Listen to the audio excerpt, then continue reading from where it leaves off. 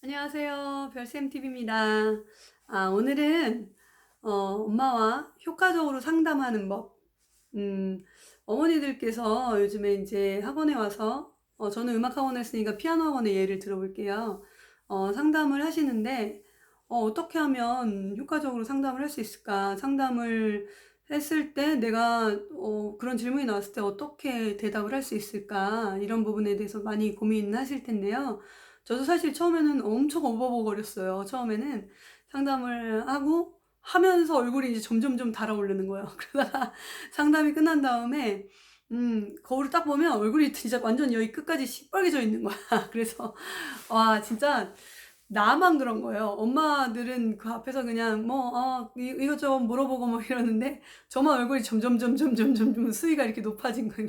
얼굴이 아주 시뻘개지는. 안 그래도 제가 좀 얼굴이 빨개지는 편이에요. 좀 이렇게 말을 하거나 아니면 좀 덥거나 하면 빨개지는데 그래서 괜히 또 나와 가지고 "아니 왜 이쪽에만 이렇게 히터를 많이 틀어 놨냐."고 막 선생님들한테 뭐라 그러기도 하고 뭐 여러 가지 에피소드들이 많았는데요. 또 이제 저는 아직 아주 어린 아이를, 그러니까 8살, 6살 정도 됐을 때 제가 음악 학원을 좀 크게 시작을 했어서 그때 인제 큰 음악 학원을 돌리려니 진짜 똥줄 타는 일이었죠.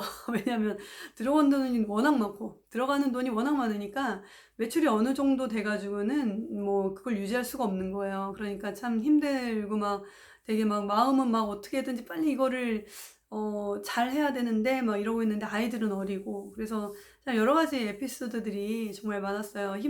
그때 당시에는 참 힘들고 막 지치고 울고 뭐 많이 그랬었는데 지금 지나서 제가 이렇게 뒤를 돌아다 보니까 그때 그런 시절들이 나를 이렇게 그래도 편안하게 또 마음이 좀 이렇게 단단해진 그렇게 좀 만들었지 않나라는 생각이 좀 많이 들어요. 그래서 일단 본격적으로 상담을 할 때 주의사항을 한번 말씀드려 볼게요. 상담할 때는 기본적으로 내 표정 관리를 좀 해야 돼요.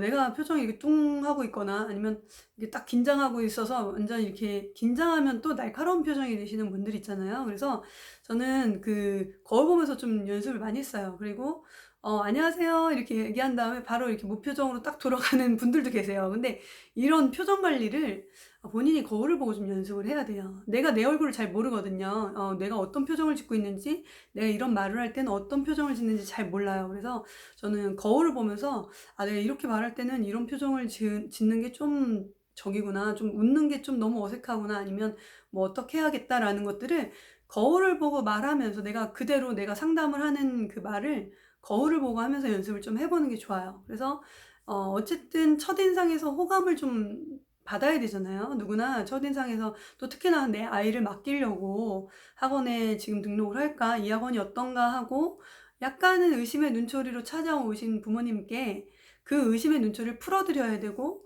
또 내가 실력이 있는 것을 어필하기 전에 내 인성을 보여 드려야 되는 부분이거든요. 저는 사실 학원이라는 직업은 그러니까 뭐 식당이나 다른 뭐 여타 다른 뭐 물건을 판매하거나 이런 것들도 뭐 비슷한 부분이 있긴 한데 학원은 특히 그 부모님의 아이를 맡기는 부분이라서 인격을 파는 일이에요. 내 인격을 보여주고 내 인격을 파는 일이거든요.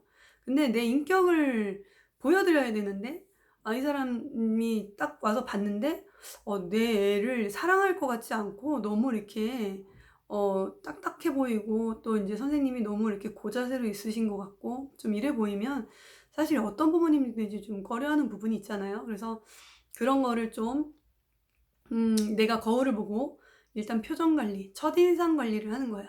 첫인상에서 합격점이 좀 돼야 돼요. 그래서 어 내가 뭐 그 전날 부부싸움을 했더라도 그걸 얼굴에 다 표현을 해 가지고 그냥 뚱하게 앉아 있으면 "나 기분 나빠."라는 거를 얼굴에 표현을 하고 있으면 사실 누가 딱 왔을 때 굉장히 그 나를 바라보시는 분들이 얼마나 '저 사람 왜 그러지? 나한테 화났나?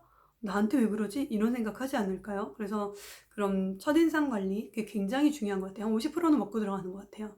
그리고 두 번째는 '내가 어떻게 가르치겠다.'라는 부분을 어필하는 게 좋아요.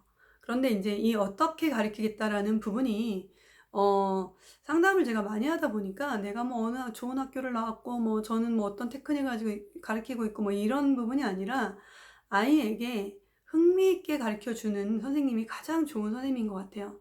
흥미를 잃지 않게 저는 이런 부분을 하고, 또 저 같은 경우에는 이제 아이들을 꼭 이렇게 클래식 위주가 아니라, 요즘 어머니들이 피아노를 아이들을 가르치는 이유가 전공을 시키려고 가르치는 어머니들은 진짜 한 300~400명 중에 한 명 있을까 말까 한 정도예요. 그리고 처음부터 전공하려고 가르치는 어머니들은 거의 없다고 보시면 돼요. 거의 없고, 처음에 아이들을 피아노 가르치는 이유는 피아노를 나중에 어른이 되거나 아니면은 사춘기 때 이때쯤 됐을 때 그래도 악기를 하나 정도는 배워서 그걸로 스트레스도 풀고 또 자기 삶이 좀 풍성하게 이렇게 해주고 싶은 부모의 마음인 거예요. 저도 그렇게 생각해서 아이들을 피아노나 악기를 가르쳤거든요. 그래서 그 부분을 같이 공감을 해주시는 거예요.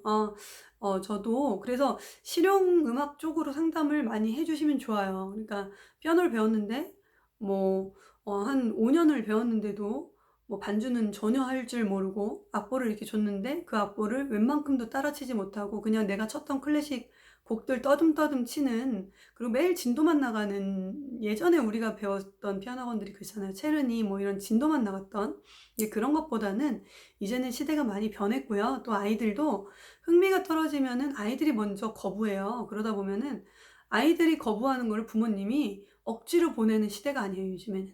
아이가 싫다고 하면 부모님도 아, 그래, 네가 싫으면 그만해, 이런 분들이 굉장히 많아졌어요. 그래서 일단 아이가 좋아할 수 있는 커리큘럼을 짜야 돼요. 그렇다고 이제 피아노가 아주 쉬운 악기가 아니기 때문에 또 시간이 많이 걸리는 악기라서 어머니들께 그건 말씀드려야 돼요.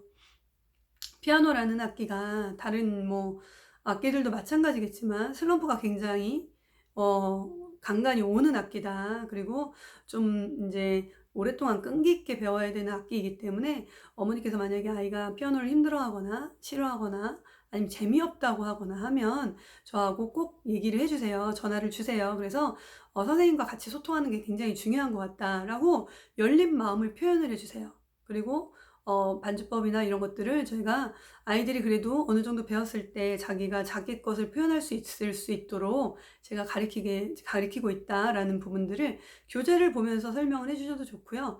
아니면 팜플렛 같은 걸 만들어서 체계가 있게 이렇게 보여주시면서 얘기를 해주셔도 좋아요.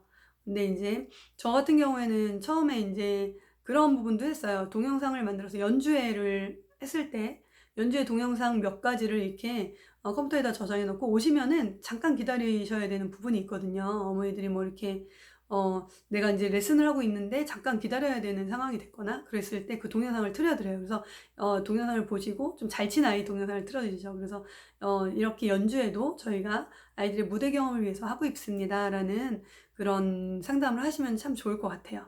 네, 지금 오늘은 일단 상담에 필요한 그 첫 번째 첫인상, 그리고 내가 아이들을 가르칠 때 엄마와 같이 소통하는, 그리고 엄마가 원하는 것들을 내가 할 수 있는 그런 마인드, 그리고 아이들이 좋아할 수 있는 커리큘럼, 그리고 아이들이 지치지 않게 꾸준히 할 수 있도록 선생님이 이렇게 함께 이렇게 잘 사랑으로 가르치겠다라는 마음을 보여주는 게 굉장히 중요한 것 같아요. 그런 부분들을 함께 나눠봤고요. 이 영상은 1탄이고요. 제가 2탄을 또 준비할게요. 그래서 상담은 사실 굉장히 여러 분야로 많이 쪼개지기도 하고 또 이제 많이 이제 변수들이 되게 많이 생기거든요. 그런 경우에 어떤 식으로 상담을 하는지 제가 조만간 또 2탄으로 찾아뵙겠습니다. 네, 구독과 좋아요 부탁드리고요. 시청해주셔서 감사드립니다.